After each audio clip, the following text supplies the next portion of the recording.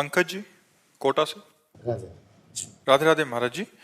महाराज जी, लोग तीर्थ स्थान पर तीर्थ याटन करते हैं, जबकि भगवान सभी जगह हैं, कन कन में हैं, तो धार्मिक स्थलों पर जाना चाहिए या नहीं महाराज जी? मेहंदी में लालिमा होती है ना, पर मेहंदी के पूरे पेड़ को चीर डालो, कहीं लालिमा दिखा दो तुम, तुम्हें समझे नहीं ना। उसकी एक प्रक्रिया है ना। उसके पत्ते तोड़िए, उसको बांटिए, बांट के लगाइए, आधा घंटा लगा रहने दीजिए, फिर धो दीजिए। तो आपको दूध में घी है, पूड़ी पका सकते हो, लेकिन घी है उसी में। उसकी एक प्रक्रिया है। उसको दही बनाओ, मंथन करो, मक्खन निकालो, फिर उसको तप्त करो, तब वो घी बन जाएगा। समझ रहे ना। ऐसे परमात्मा सर्वत्र है। चीर फाड़ डालो किसी को, कहीं भी अगर मिल जाए तो बताओ। उसकी प्रक्रिया है साधना। साधना के लिए हमें पवित्रता चाहिए। तो हम भगवान के परम पवित्र दिव्य स्थानों में जाते हैं, हरिद्वार, काशी। इनमें हमें पवित्रता मिलती है।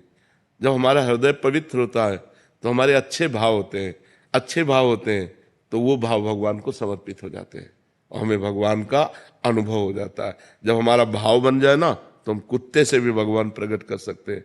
हमारा भाव बन जाए तो हम ईंट से भी भगवान प्रकट कर सकते हैं। हमारा भाव ना बने तो भगवान में भी भगवान नहीं दिखाई दे रहे। दुर्योधन का भाव नहीं है भगवान के प्रति, तो श्री कृष्ण को एक बहुत विद्वान प्रवीण यदुवंशी समझता, वो भगवान नहीं मानता। दुर्योधन भगवान नहीं मानता। जब भगवान ने विराट रूप दिखाया तो बंदी बनाने की कोशिश की। वो भगवान को मनुष्य मानता रहा, कभी भगवान नहीं माना। तो बात समझ में नहीं। ये जो तीर्थ बने हैं, ये पावर है, अध्यात्म के पावर है। जैसे गंगा जी नहा के आप देखो कैसा लगता है, एकदम फ्रेश, लेकिन नियमानुसार। अब गए, कुल्ला कर रहे हो, थूक रहे हो और मल रहे हो, साबुन लगा रहे हो, कोई अनुभव नहीं होगा। गए, साष्टांग दंडवत किए, माथा में जल रखा और गए, चुपचाप 5, 7, 11 डुबकी लगाई, एकदम बाहर हो गए, देखो एकदम आनंद आएगा। वृंदावन आए हो, परिक्रमा लगाओ, बिहारी जी के दर्शन करो, किसी का दिया हुआ कुछ खाओ मत, रजरानी लगाओ, नाम जप करो। जब जाओगे तो एक अच्छा अनुभव होगा, एक आनंद अनुभव होगा। अब यहीं आओ, इधर उधर सब गंदगी करो, तो जब जाओगे तो कुछ हाथ नहीं लगेगा। ये परम पवित्र स्थान बनाए गए हैं कि हमको अध्यात्म का सहयोग मिले, हमारे जो गलतियां हो गई, पाप हो गए, वो नष्ट हो जाए। भगवान सर्वत्र है, पर जैसे दूध में सर्वत्र घी है, दूध से काम नहीं चल सकता, उसका प्रक्रिया। तो ऐसे प्रक्रिया का मतलब साधना।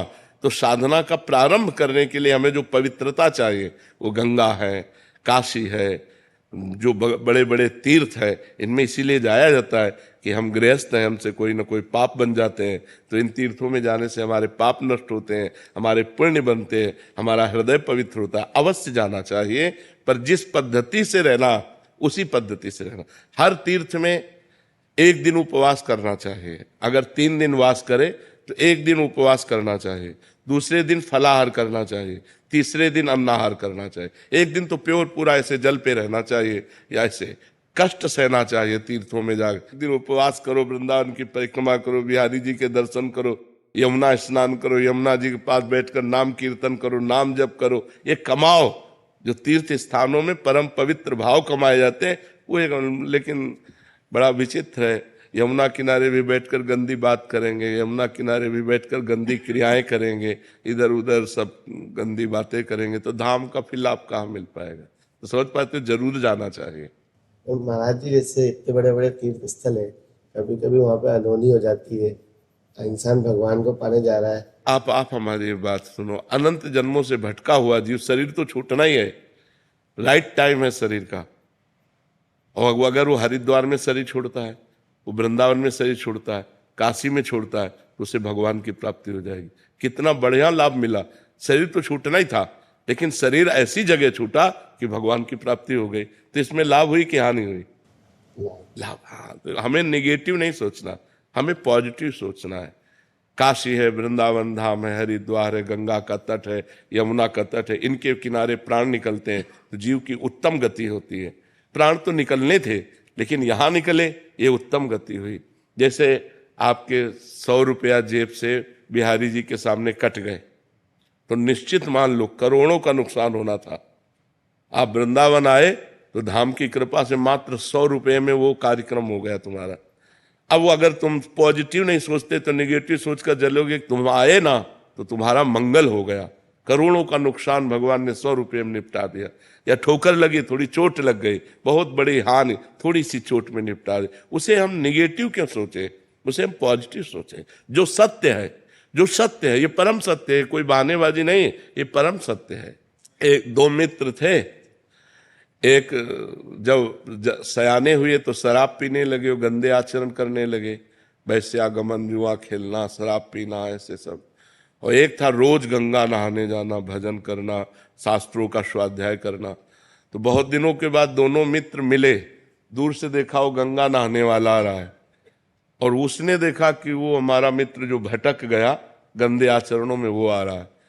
तो जो गंगा नहा के आ रहा तो एकदम नीचे देखा तो खजूर का कांटा घुस गया उसके पैर में, नंगे पैर गंगा नहाने गया था और उसके ठोकर लगी जो पाप कर्म करता था। तो एक थैली मिली असरफियों की, तो उसने कहा रोज गंगा नहाता है, राम राम रटता है, क्या हुआ, देख खजूर का कांटा, मैं मनमानी आचरण करता हूं और देखिए थैली मिली।